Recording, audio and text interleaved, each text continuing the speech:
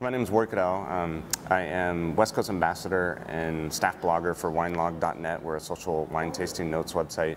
And for them, I write the blog Vinopanion. Sort of my philosophy is that wine goes with everything in my life. That's kind of what I write about. I don't really write about wines per se, but how wine affects all parts of my life. And so I have a lot of companions I drink wine with, hence kind of the name for that. The blog for me is kind of a stepping stone, I guess you would say. It is, or sort of the backbone that holds everything together. Everything feeds back into that, but really I've seen it as kind of a really neat jumping point for a lot of the other projects. I have about 6 other projects that I work on. One of the most fun has been this Le Wine Buff program with the Bordeaux Wine Council, the CIVB.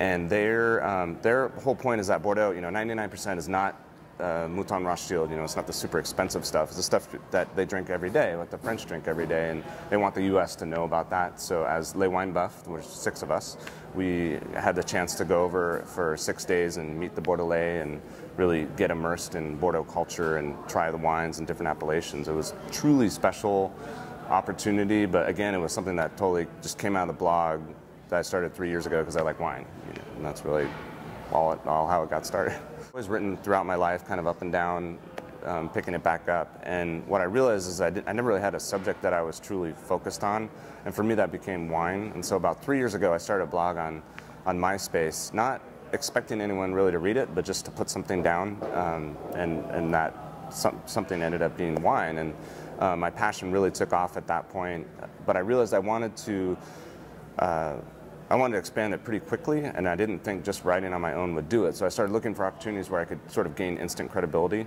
One of the ways of doing that is really to partner with something that's already established. And I found WineLog because I was researching a wine and went, oh, this is perfect. And I started tracking my seller on there.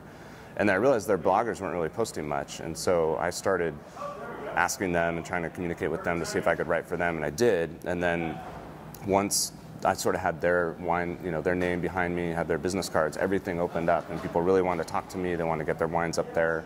They wanted to, just sort of spread the word and see what happened. It wasn't a pressure, it's not like you need to write about this, but it was a means to have ongoing conversations with different wineries and people that are involved in the wine industry.